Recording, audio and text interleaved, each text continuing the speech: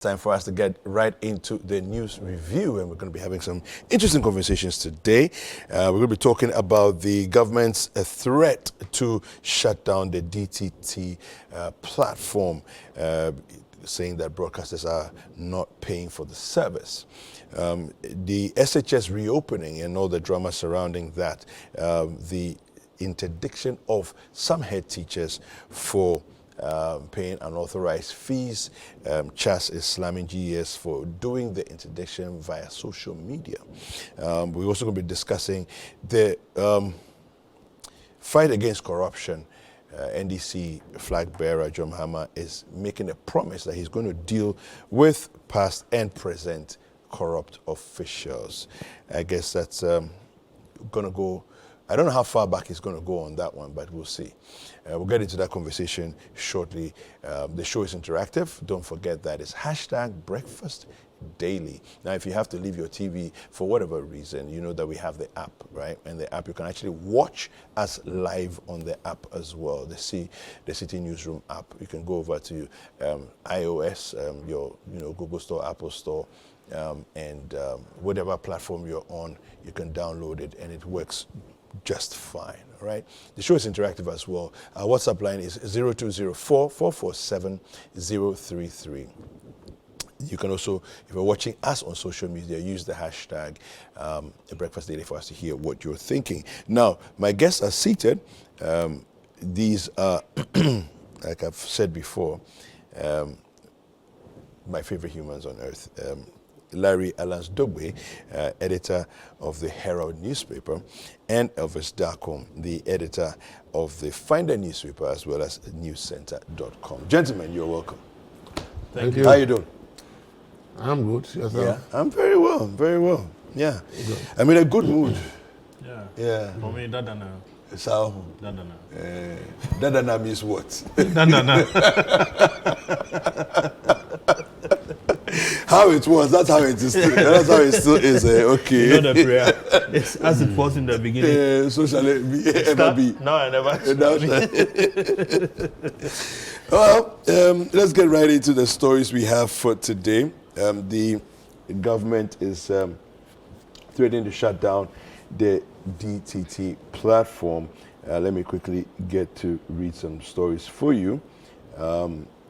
On citinewsroom.com, TV signals to be cut if broadcasters fail to pay for DTT platform. Esla Owusu Ekufo is warning. Now, let me read that story for you. The communications minister, Esla Owusu Ekufo, has warned that the television signals to homes and offices might be shut down from next year if broadcasters decline to pay for the usage of the digital terrestrial television platform.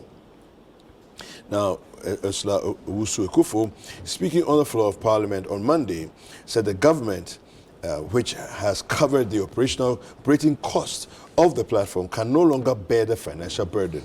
She stressed that despite numerous notices, some media houses have been reluctant to comply with payment obligations. None of the broadcasters on the DTT platform pay for using it as I speak, and this situation cannot continue in our current economic state, she said. Now, Giba is not a broadcaster hosted on this platform, so I don't know in which capacity they will be acting. They have constituent members who are broadcasters on the DTT platform, but none of them have paid a peswa to date for being hosted on the platform. So it's not correct that any member being hosted on the platform has paid for it. The communication minister has warned that if payments are not made, there is a risk of the platform being shut down due to non-payment of operational expenses, potentially leading to a disruption in TV broadcast signals. All right, so that's the story we have there. Let me start with you, Elvis. What do you make of this? Of course, when we are using a service, people have to pay, right? But it looks as though the government is struggling to convince people to make payments, thereby sustaining the existence of the platform. Well, I don't know what the minister is trying to say, because if there's an agreement that somebody should pay for a service and the person is not paying, of course, you have to demand payment. And if the person fails, you take the necessary steps against the person. So if it is indeed true that all the networks on the platform are not paying and they have defaulted, why not? ECG is a public service, right? Yeah. If we are not able to pay our bills, they disconnect our lights, right? It's as simple as that. Water is a public service. If we are not able to pay our bills, they disconnect us. So why should there be another service government use money to build the platform, and you people, private or public or whoever uses it, and these are all private profit-making organizations, and they are not paying, and then you are standing in the parliament complaining, and issuing warning that you cut them off. If the ECG should also just be giving you a warning, shouldn't be cutting us off. Water should not be cutting us off. You understand? Yeah. So for me, I'm sure that none of those people can plug into the system without government express permission, and they plug in based on a signed contract. So if there is any issue of payment, you make sure they demand payment, and if people are not paying, they take whatever action you need to take against them. That is point number one. Point number two is that we need to also hear from the private people why they are not paying. What's the issue? I'm saying this because I remember that when this DDT platform was to be built, a lot of issues came up. The government chose an option. And I remember very well, Giba came out strongly that they are opposed to the government auction because they believe that government choice is expensive, and that they as private people believe that the thing can be built far cheaper than the cost involved in the government project. There was a back and forth on that. By the end of the day, the government one was built. So I also think that we need to hear from Giba on that argument, whether indeed they are not able to pay because the cost of building the platform that they oppose from day one is too expensive. That's the reason why they are unable to pay. Because I think on that issue, they made a lot of valid points. And they were even promising that if the government felt that they cannot build at a lower cost, they should hand it to them as Giba. They will build it on their own, and they believe that they build it, it will be far cheaper for them to use.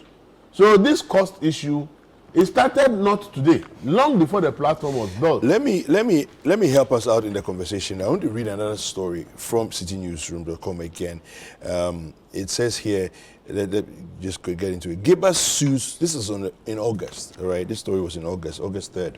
Giba sues Communication Ministry and KNET over DTT platform fees. Okay, so this is, like Elvis is saying, this goes back, has a longer history. The Ghana Independent Broadcasters Association, on behalf of its members, has filed a suit against the Ministry of Communication and Digitalization and KNET Ghana Limited over the DTT transmissions platform. Now, according to Giba, the ministry has mandated KNET to disconnect broadcasters from the national DTT transmissions platform for non-payment of fees without any legal or parliamentary approval. So you see the point they are making? Yeah. They are saying that the charges that they are being asked to pay, because it's a public service. The fees must be approved by Parliament. Yes. And that what they are being asked to pay is not fees approved by Parliament. Probably that's the reason they are also refusing to pay.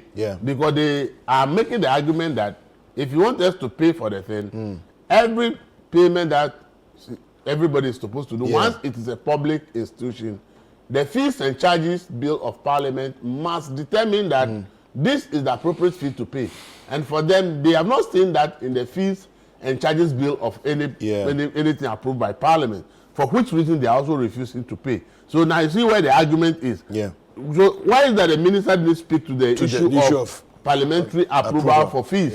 Why didn't they be able to come up with that? So you see, all these things, we really need to understand some of these things and clearly work with it. As to Giba and making that argument, then I also ask myself, but if PRC announces fees, it doesn't need parliamentary approval. It goes because PRC is a state institution set up to regulate yes. that. Yes. The question is, the ministry, is it a state issue to regulate that? If no, which institution is supposed to regulate the fees? I think that probably there's a loophole as to a regulatory institution that is supposed to regulate the fees and charges for this particular platform. For which reason they think that since that is not in existence, then the only appropriate body to do that should be Parliament. Okay. So I think that there's a clear argument on the part of the broadcasters that look, there is an ambiguity in the whole thing. It's like you are just imposing an arbitrary charge on us because we don't know how these fees were arrived at. There's nobody that actually we can say this is a state body empowered to do that. Yeah. And therefore, in the absence of that, every fees and charges of any public institution is supposed to be approved by Parliament, except the ones that statutory bodies have been set up to handle. So if there's no statutory body to handle this, then the only body to do is Parliament, and that is why they have gone to court. So I think that clearly they have an issue, and if the ministry is trying to actually, I think that they should seek an injunction first of all against the ministry and the final determination of the case before the ministry can take any step they can take. Because clearly, yes, if indeed the ministry can just decide how much people should pay, there will be some arbitrariness in the whole process. Obviously, there will be some arbitrariness, but there has to be a fair and a balanced process of determining even the cost of running the place and why is that somebody should pay that. All these things probably, even the fees are determined without the consultation of Giba. And then you say that I, as a ministry, I'm saying that this is how much you should pay. That's arbitrary. Based on what? Yeah, so I think that the Giba going to court is in the right direction. And I think that it's important that the Giba appeals to the court to place an injunction on the ministry that they cannot take out any broadcaster until the final determination of the case. So that by the time that the court decides, we are all clear in our mind that the court says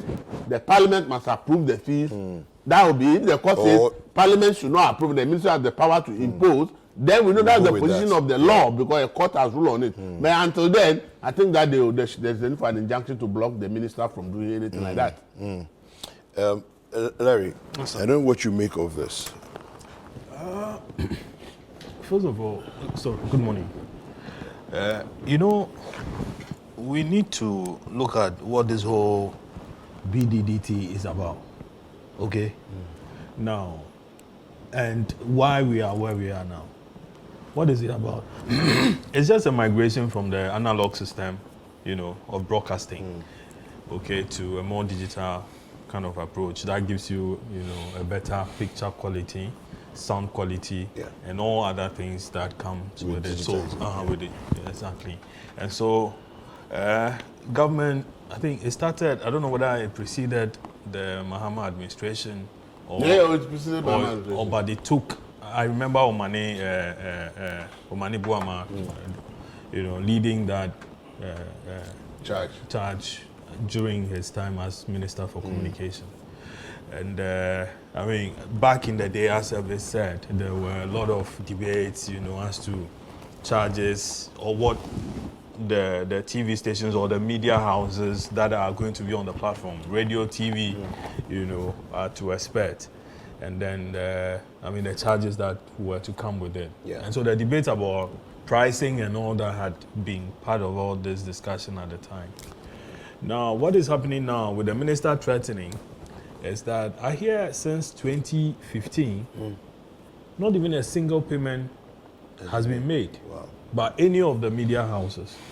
And so every now and then there's an excuse to a point where they had come to, they used COVID as the reason for not paying. And so government over the years had to be subsidizing, you know, the payment to KNET most especially.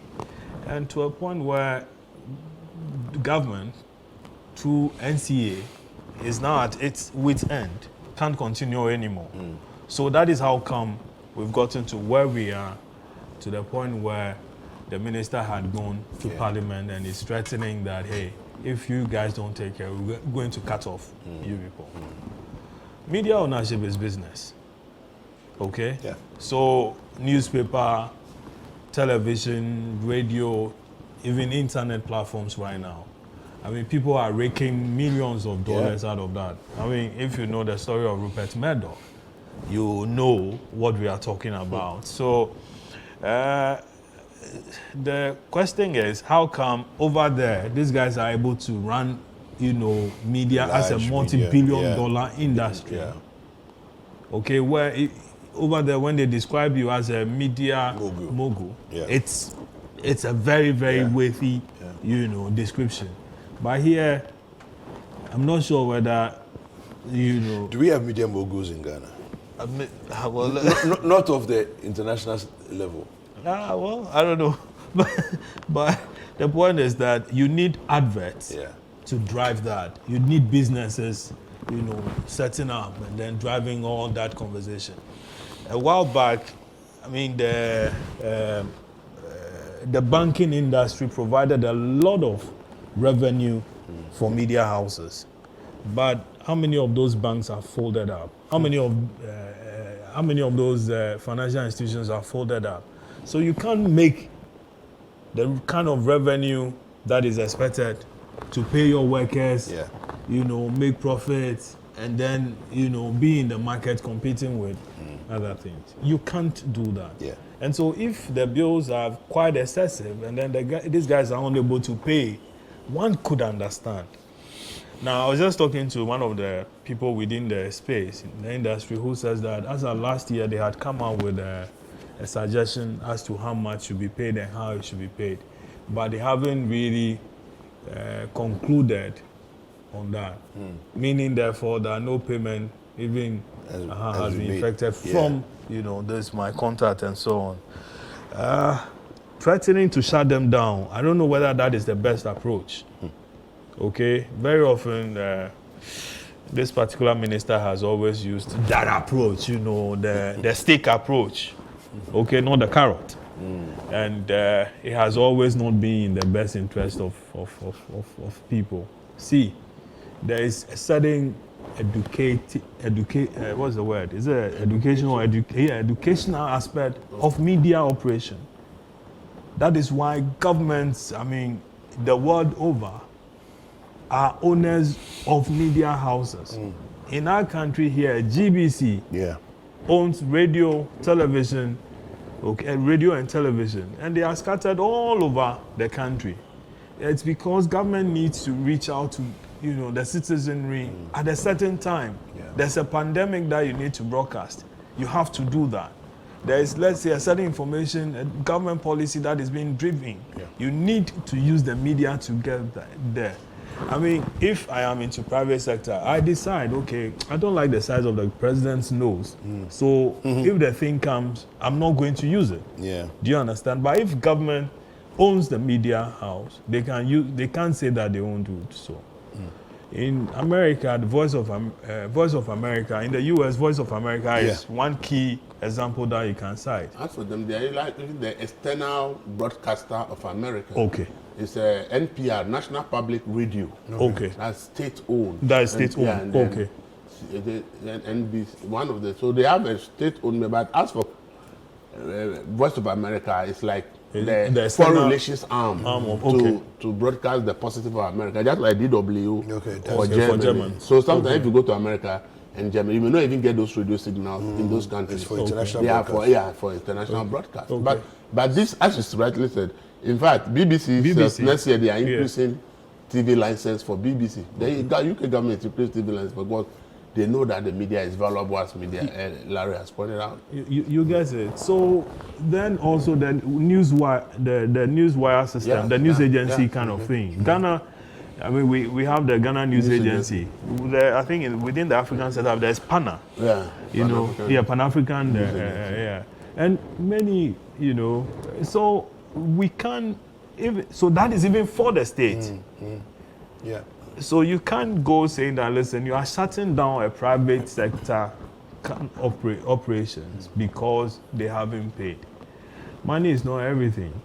Sometimes, imagine the number of people who were taken out of jobs when the same ESLA shut down a lot of private radio stations. What became of them? Most of them will never get back on air. Most of the workers, our colleagues, lost their jobs. And I think some of them are into Uber driving, or some till date. Some even fell ill. I know 2 or 3 or 4 guys who are reading with stroke because because of the stress of unemployment, job losses. So I think much as it's a business, taxes or other things or fees will have to be paid or levies will have to be paid. You sometimes have to balance. Do we have any idea what figures we're talking about? I was trying to. Your topics came quite late, so I was talking to somebody at the NCA who was trying to fetch me the figures, but he couldn't get it for me on time before before coming on there. But I think it's also quite high a bit. If you're talking about some dollars. The DDT platform was built at a very high cost. But see, as Larry pointed out, and every room must accept it, that though Citi TV is a private organization. Yeah. What are we talking about here? What are we discussing? National issues. Thank you. I've always said that though the private media is deemed as private, in our part of the world, for instance, we spend like about 70% of all our content trying to promote what government is doing. Talk about one policy or the other that government is implementing, what program government has commissioned, what the government intends to do. This is private people using their own money to finance their operations and are using largely about 70% of their airtime, space and everything just to let the public be aware of what government is doing. However, the government in this country, the media itself, we are to blame. We have not been able to push government to give us any reasonable incentives that will support us. We pay the taxes every company pays in Ghana. But the question of our contribution to the government and the nation, how many companies do that? But we will pay taxes for our staff. Every taxes that every private organization is supposed to pay, the media pays. And I think that it's about time, and I've made this point before, that the media need to sit up and have a serious conversation with government. Like, look, without us, a lot of things that the state is doing, the government is doing, it won't go down to the people. The GBC and GNLO, they can't do it. Right now, the private media is doing more than them because we have more private media than the state owned. And therefore, there should be some specific incentives for private media. That's why when they say media development, I say we need to relook at that media and target it sector by sector. What does TV need? What does radio need? What does print need?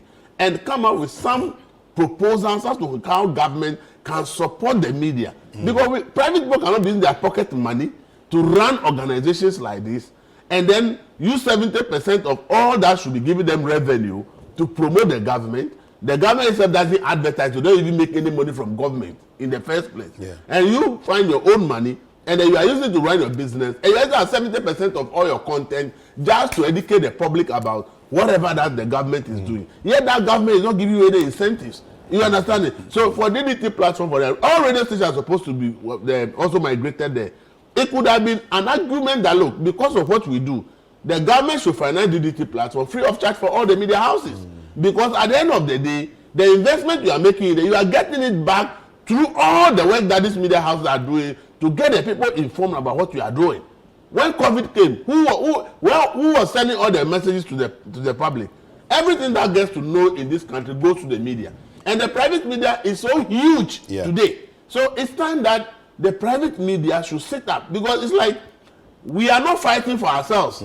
We are not fighting, so the government has a free space, and we need to do stuff. If we don't fight, the government will take us for granted. That's what has happened all this while. And I think that the DDT issue should become a point of reference. For me, if you ask me, if the government is financing DDT platform free of charge for all media houses, it is not a bad investment, because the private media is doing far way above that investment that has gone into DDT. Let me help the conversation here. So I'm looking at an article on my Joy Online. It says here, speaking on an interview on Joy FM's Top Story on Monday, Mr. Sunkon Mills, who is the president of Giba, stated that Giba is against the arbitrary allocation of fees on a national platform by the Communication Ministry.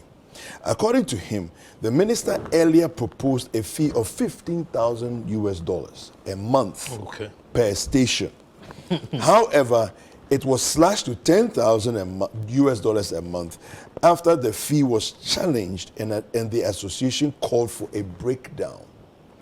According to him, the DTT platform is monopolistic. Therefore, the designation of fees, the designation of rate of fees must go according to the Rate of Fees Act passed and run by the Finance Committee. And there's no way any media house in Ghana can pay $120,000 a year just for a platform. I don't know which media house can afford to pay that and still remain in business. $120,000 multiplied by 12 cities is 1.2 million Ghana cedis. 1.44 you are talking about 1.4 billion. For a media house to pay 1.4 million cedis to the state just for plug-in. This is what I'm saying. We shouldn't even let the government charge anybody for this. If you look at the valuable contribution that the media makes in this country, these are things that the government must do free of charge. These are the things the government must do and say, we are contributing to the growth of the media in the country. This thing, I think, instead of Giba fighting that amount should be reduced, we should all come together, whether print or whether everybody, we should all come to one position. This thing should be free for all media in Ghana. We must open up the media space. Okay?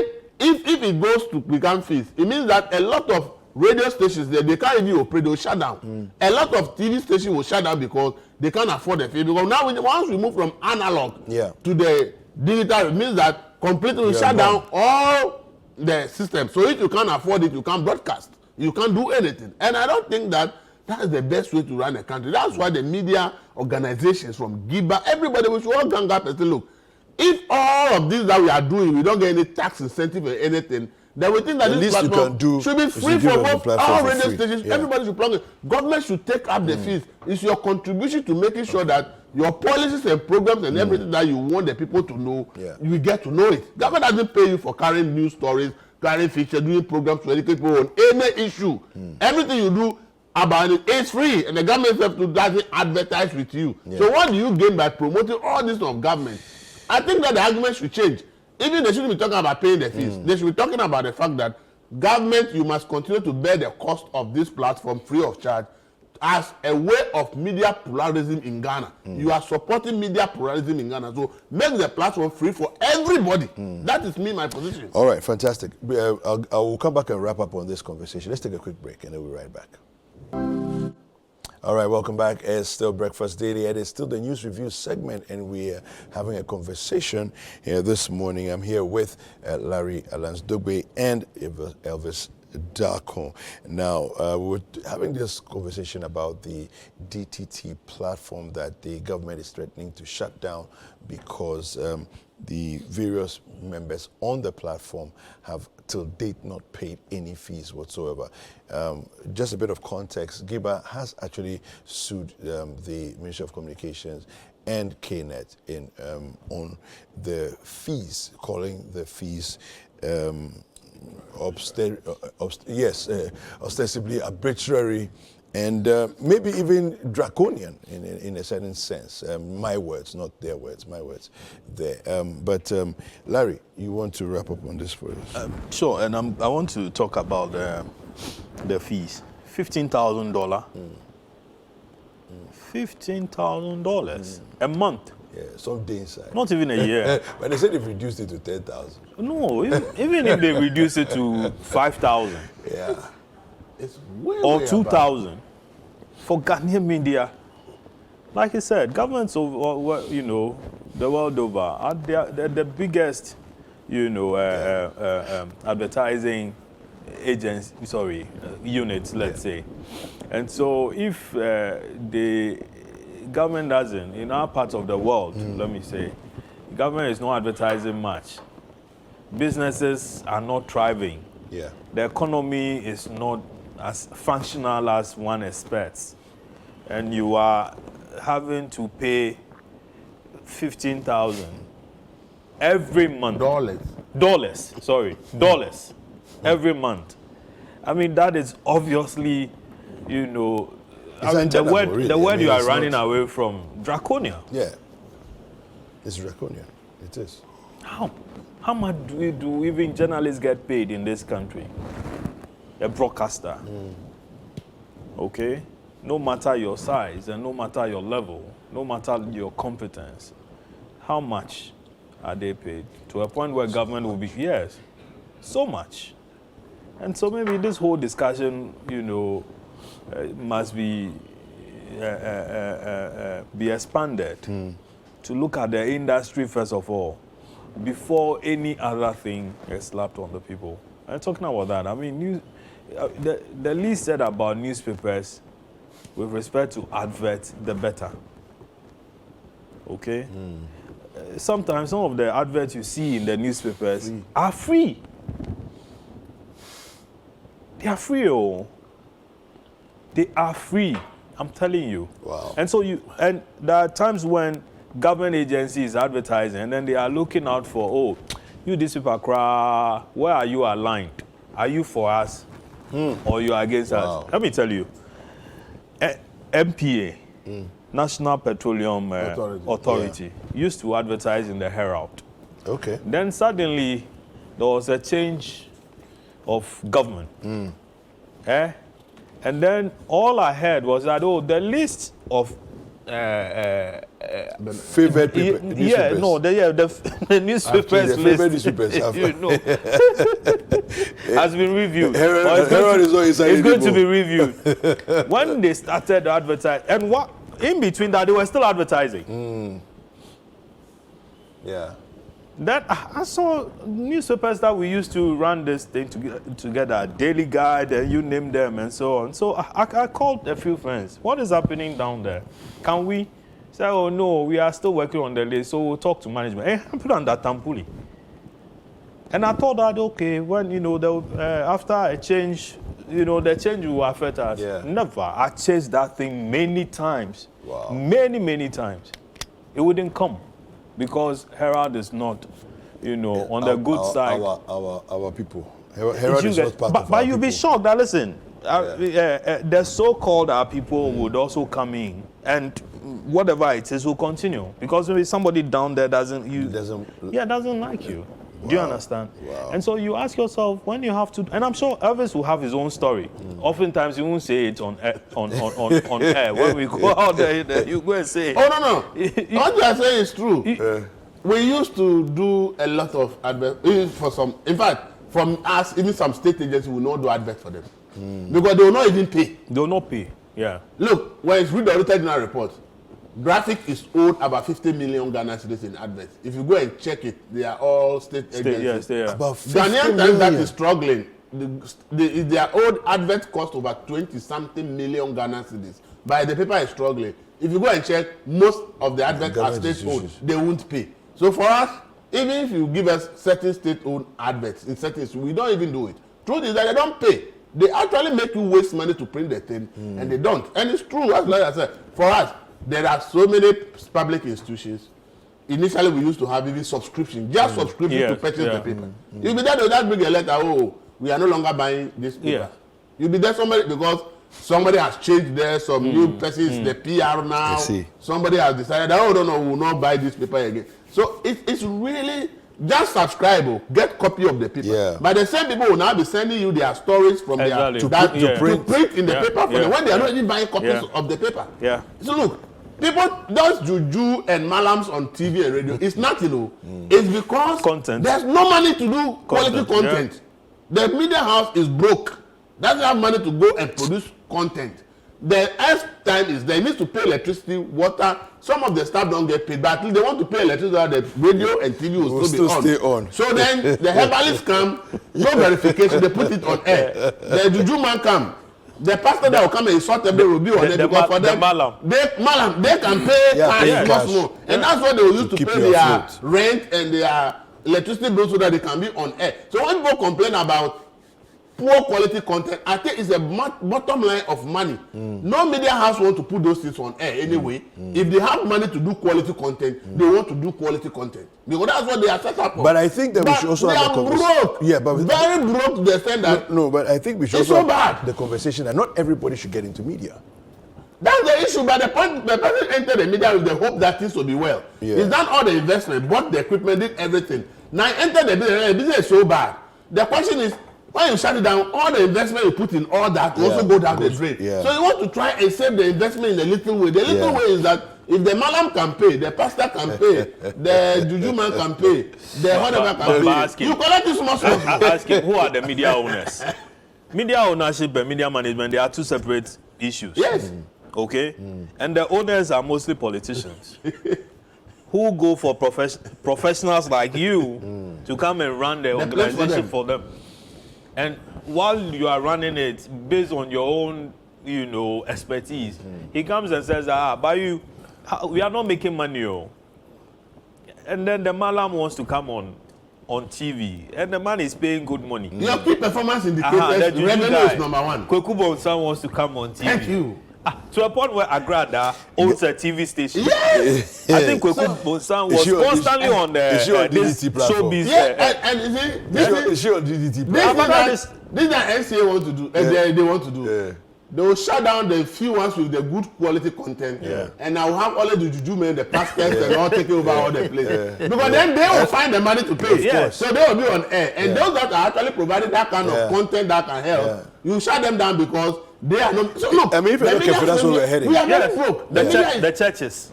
Thank you. The media is so broke in this country. Oh, man. So if you are bringing something that's about finance, you have to be very careful. If not, see, the quality content we are all I tell people every day, the Ghanaian media is, journalists in Ghana are very good people. They want to do a good job.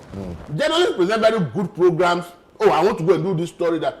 When the media calculate the cost of doing it, you want to go to 3 regions to check balance. Hey, you sleep in this hotel. Yeah. And hey, your bill is 50,000 with your crew. Forget it. Now, that campaign will be like 3 months. Why should you give it to go and do it? Please. You go to Accra and interview the Makala women. You go and find out the street what people are complaining about. Because the cost of going to do that quality content, the media can't afford it. So it won't let you go. It's not that the journalists are lazy, no. So if we are not looking at this and we only want to go to come and extract another money from the media, what we are going to get is that we are going to get a media space now dominated by fake pastors, fake juju men, all kinds of. In fact, charlatans.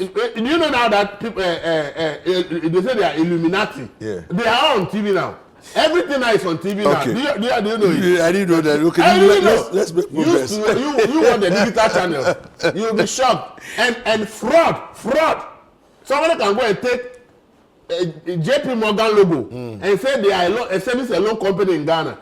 One that shocked me, World Vision, a serious NGO in Ghana. There is a fraud going on in a TV station that they use World Vision logo. Send their pictures and everything. Say they are giving loans. And that if you send this one, they'll send you this. World Vision, it's on TV. I watch it on it. So when the NCA say they are monitoring, I get angry because the kind of things I see on TV, these digital channels, you watch it and you want to go crazy.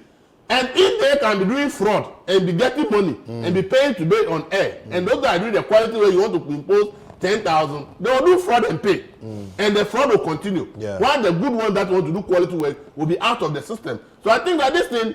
Giba and everybody, we should have a proper conversation on this issue because the negative effect that this can have can be very, very dangerous to the nation. Let's move on quickly. We're fast running out of time.